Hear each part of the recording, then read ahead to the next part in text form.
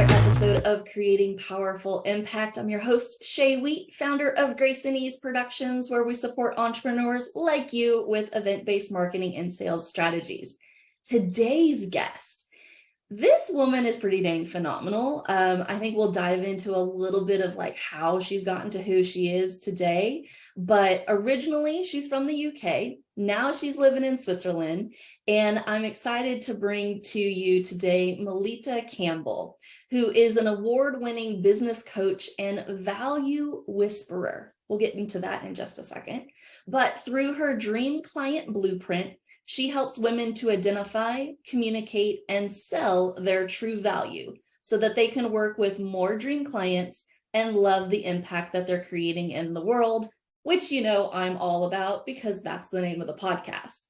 So she's also the best-selling author of A Shy Girl's Guide to Networking and host of the Driven Female Entrepreneur podcast. Please help me welcome Melitta to the Creating Powerful Impact stage. Hello. Hi, Shay. It's great to be here today.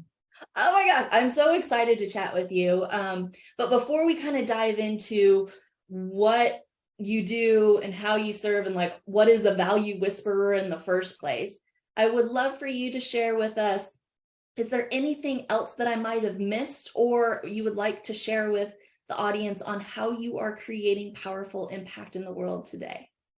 Yeah, it made me smile in your introduction where you said, she's phenomenal. I was like, oh, I could get used to that.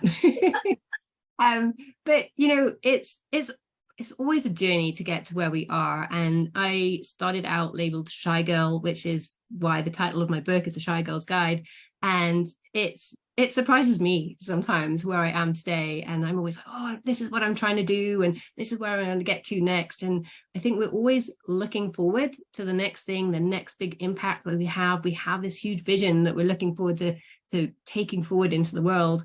And I remember sharing that with a friend recently. And she's like, but isn't that what you already do? It's like, oh, yeah. You know, I think sometimes we forget to take that step back and appreciate that we are creating an impact.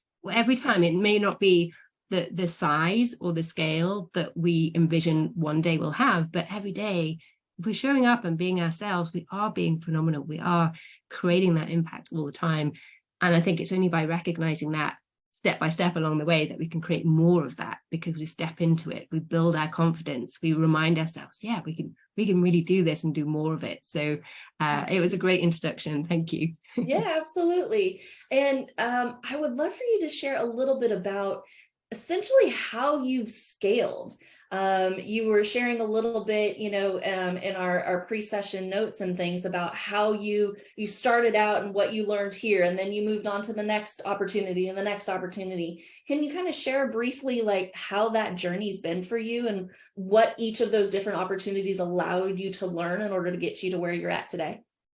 Yeah, I think when I very first started out, I was very much trading time for money. I was a communication consultant. I used to work in, large organizations as a head of communication. So it wasn't what I wanted to be doing in my business. What I'd been doing, part of my corporate world, is I started a women's network because I saw that when in the male-dominated industries I was working in, that men were progressing because they had this network. They kind of knew the rules. Whereas a lot of the women were getting left behind because they didn't have that network. They didn't play to the same rules that were so well established. They were kind of almost a bit mysterious to a lot of the women. So my last 2 years in corporate before I left to start my own company, I established that network to help women decide what it is that they really wanted and understand how to pursue that and create that. And what I learned through that was that women learn so much from each other, from other people's successes, which is partly why I started my podcast. But also, once they really appreciate that they have something valuable to offer and that they can present that to the world first, they don't have to quietly wait for someone to say, oh, you're really valuable in doing this, that they can put their hand up and claim it and communicate what that is in different situations, but without feeling braggy or salesy, because that doesn't feel good to anyone. Then what happens next is just phenomenal, and they can go wherever they want to. And that's what I wanted to continue when I started my own business, but I was living abroad. I had no support network. I had a baby and I didn't speak the local language. So I just started with, okay, I'm known for communication, so I'll just start there. So I was doing communication consultancy for some of the most powerful men in the world, which always made me smile because I was writing these articles and speeches and strategies for like the CEO and chairman of Nestle, the director general of the ILO, part of the UN, whilst bouncing a baby under my desk. And it was great. It paid well, but it didn't really fulfill me in any way. It wasn't scalable. I ended up working throughout the night, and with 2 young babies, that's really not a strategy that works at all on any level. So sort of 7-8 years in, I was burning out. I was having an impact for sure, but not the impact that I felt proud of necessarily. And it wasn't something that was giving me energy. And, as an introvert, that's something that we really need to manage, is making sure that we're placing our energy in the right places. So we're getting more of that energy back. We can have that balance. And I was really not in a good place. I was on the edge of burnout.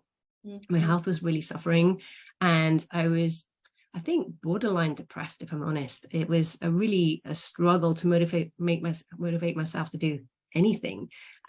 So I had to think of something different to do and a different way of working.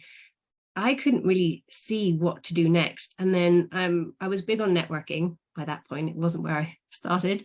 So I had this network and I was showing up, and suddenly these women were asking me, well, can you help me start my business? I was like, no, I can't do that.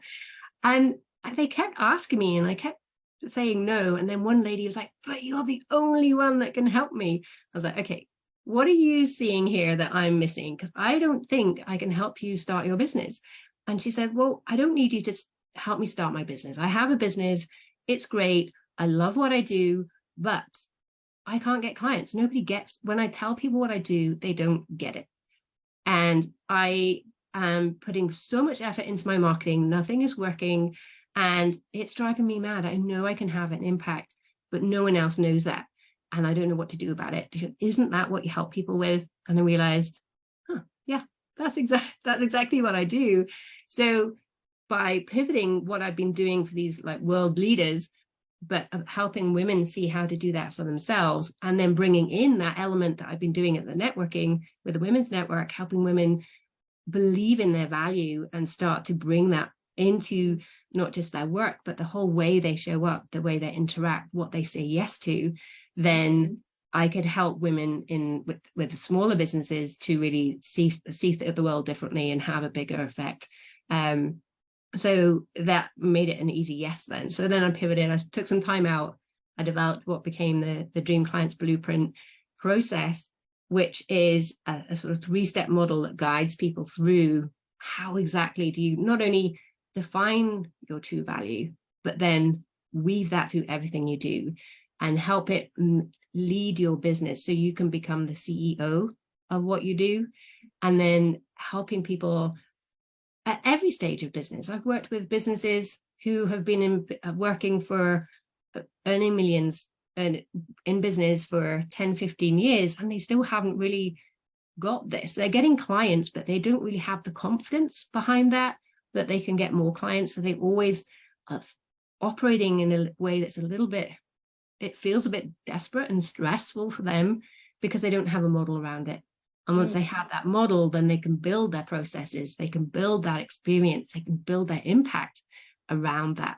So that's really what I've done for myself in my own business, is by developing this model, then everything else becomes easier. And for my team to follow that whole model, it starts to become so much simpler as well as to the next steps, how to approach things, what exactly is it that we're creating for people, and everyone gets it. Which makes it the scaling much easier from there and almost limitless. Yeah, I love that piece. And there was something that I think I read from you earlier where you were mentioning, is it really true that there's like 50% of all small business owners are owned by introverts? Yeah, there was some research a couple of years ago. It's more than 50%. Sort of 60 or 70%. Is a large number. And I kind of wonder if it's because the same reason that so many women don't go back to corporate, it's because the corporate environment doesn't really offer them the structure that they need anymore. I wonder if it's the same for introverts. I don't know. That's just my guess. That we can have more impact when we just develop our own systems and our own environment and operate in a way that feels good to us, rather than always feeling like we're being talked over in meetings. We're never quite getting where we want to go or having that impact in a corporate environment because it's not designed for our personality types. Yeah, so it makes sense, right? Looking at it, all the marketing that you tend to see out there is probably designed by or for extroverts, or having the extroverts in mind, or the people that are, the quick buyers or the take action like super fast. People are like, yes, I'm in, let's go type of marketing. But if the numbers are true, and it is 50% or more business owners are introverts, and you're trying to sell to business owners, then you're missing a huge part of the market. That is fascinating to me. So how does somebody that either is an introvert, and I do consider myself an introvert. A lot of people will be like, wait, you don't act like an introvert. And it's because in certain situations, I'm, leading, or I'm producing, or I'm like owning the stage or whatever it is, right? But then I need to come back and be in my introverted space, right? Like I can kind of come in and out of it. But for those that are maybe that much more introverted, how do they get through the world and approach things that will support their vision, their values, their personality, and yet also allow them to communicate that without feeling like they're pushy or fake, because that's not in alignment? Yeah, exactly. And I think it comes back to, and you'll probably get sick of me saying this, but understanding that true value, what you really offer. And I think introverts are in a strong position to find this. Well, anyone can find it, but it's all about connecting with your clients on a deeper emotional level, really understanding where they want to go with that vision, what that feels like for them, but also what makes sense for them logically. Because sales is an emotional process, we all know that, but it has to be married with some kind of logic, because otherwise they won't invest. And particularly if you're going for the higher tickets, which makes most sense for smaller businesses to be you don't want to be the cheapest. It's a very difficult business model to make work. Then it makes sense to charge those higher tickets. But you won't just get there on emotion. It has to be backed up with, okay, well, this is logically how we're going to get you there. And then by packaging that value into a simple model that you can communicate with confidence and people can get it easily, then it all starts to flow. And it helps you to then weave that value quietly through everything you do, which is where you mentioned the value whisperer earlier. It's a kind of a nickname that my clients came up with, because they were like, well, everyone else is like knocking loudly on the front door and politely introducing themselves. We're just quietly going in the side door into the kitchen, say, cooey, shall I put the kettle on? We're already present in our clients' lives. We're already known for the relationship we've built with them, for the value we've already generated. So we're just taking them on that next part of the journey. And it all feels like one seamless journey, rather than, oh, I have to do a big launch now and I have to do this big loud thing next. It's all just the little simple quiet steps that you've done your way, in a way that only you can do, that will only your clients will connect with and really feel that impact. And I think that's where I see my clients, at least, who are not all of them, but they're mostly introverts as well, or people who prefer a slightly quieter way of doing things. They're having a huge impact, and very quickly, once they learn how to communicate their vision, their philosophy, their way of doing things, and why they believe that's different and will help their clients. So it's I think we can be a lot quieter, but just slowing things down, adding a little bit more value that feels right for us, and then taking these smaller steps feels more manageable as well. Suddenly marketing doesn't feel overwhelming, when it's just having that one next little connection, adding that one next little piece of the puzzle for our clients. And then you get to the sales conversation, and then your clients already come to that conversation already believing that you offer value. So you don't need to sell yourself. You just have to have a really nice conversation about, am I really the right person to help you here? Or, the funnel guides them smoothly into whatever end product that you are selling them. So I really love it. And it's something that my clients, they follow for a while. It feels overwhelming. And suddenly it all comes together and like, oh, it's this. And then it becomes so smooth after that. It's like this kind of, you always get that messy middle, don't you, as you go through any process, like this hump day in the middle of the week. And then it all starts to come together beautifully. So it seems it will sews it all together, but it all just starts with having that a little bit more depth of understanding of everything that you offer that's valuable, everything that your clients want from you in terms of value, what's meaningful for you both, and where those overlap, and then building everything in that space. And then you're naturally differentiated as well, which I think is so important, particularly now since COVID, but everyone's online. You have to stand out. And the best way to do it is by being yourself. Yeah. So, okay, I can hear the audience now, and they're like, okay, it makes sense. I get it, Melitta. I see big picture, but like, what do I need to start doing right now? Like, I'm an introverted person, but what is the next best step? What is a framework? What is something that, I can start doing right now to get me closer to, really bringing out the vision and the values and who I am personally? What would you say to them? I think it's where I start with all my clients, whether it's a new business or someone who's been maybe consulting for 10, 15 years, we go back to basics, really right back to basics. Like, why did you start? What was that vision? Why do you believe that what you do is different? And how does it answer your client's problem in a different way? And I give my clients this kind of structured brainstorm. So we're brainstorming in different areas, but in a way that we can see the patterns.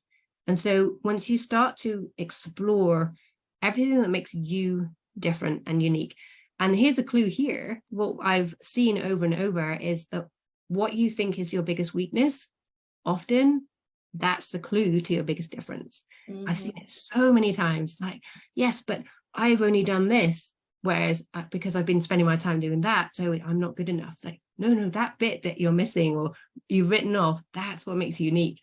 And it's really amazing when they kind of dig into and explore that in a little bit more depth. So it's always just going that little bit deeper. Well, why is that? Why is that meaningful for me? Would it be important if I didn't have that? Would that bother me? And really going into until you get to the point where you're thinking, oh, that's it. This is why I do what I do. For example, I worked with a teacher who had an English school, only she was more expensive than anyone else because she actually had a place, an establishment. She wasn't just doing it from her home. But she really struggled to get clients. People just weren't getting it. Like, well, I can just go to this lady's home and she's like a third of your price. So they couldn't understand why they should pay more.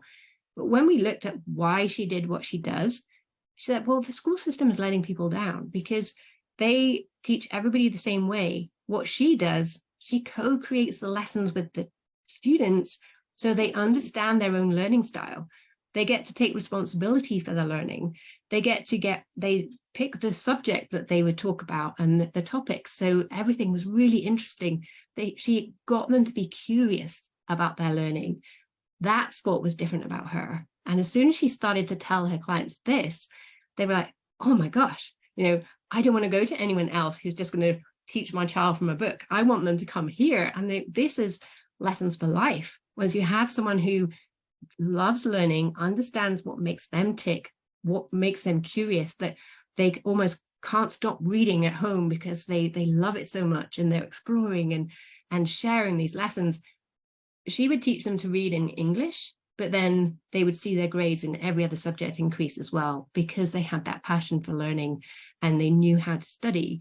So what she was offering was so different, but it took a little bit of digging into, well, why is it that I do what I do? Why do I do it this way? Why do I get so upset when anyone says the word textbook in my school? It's really, you help pull that out of them in that brainstorming, right? So that's why you're doing the brainstorming, because we can't see it, right? Because we're in it, we're always in it, and it's like, well, that's not different. That's how it's supposed to be done. And somebody from the outside looking in goes, yeah, no, that's different. That how you're teaching people and how you actually go into learning styles, that's different. That's why you're different. And then that's when you kind of have the light bulb moment, is what it sounds like.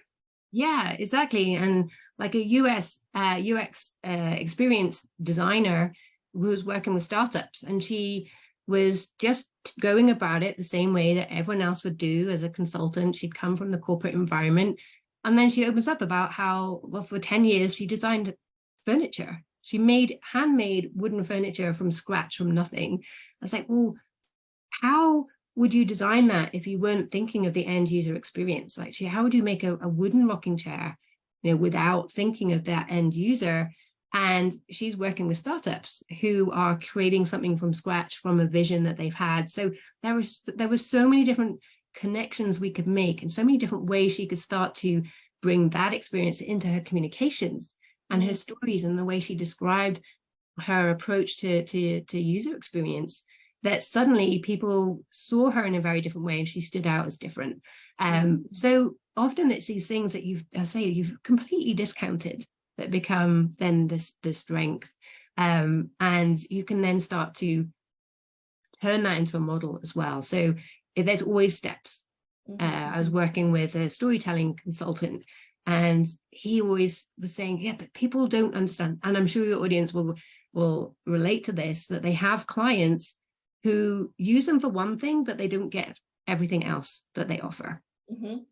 And so, well, what difference would that make if they used you for more? Well, if they did that, then they would have this impact, this thing that they want that they can't ever quite get. It's because they're missing this bit.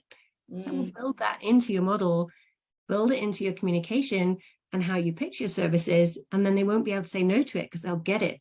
It all becomes part of the process. And he did that, and he emailed me afterwards. This was a couple of years ago now. He's like, this is transformational. They've never seen anything like this before. But he was just doing his job. Right. But he had packaged it and communicated it in a different way. And it made just so much sense to the clients that you really essentially make yourself, in all of those case studies, they became the obvious choice of service provider for their clients, because suddenly their clients got it. They could see why they were different, and they could see why they wanted that.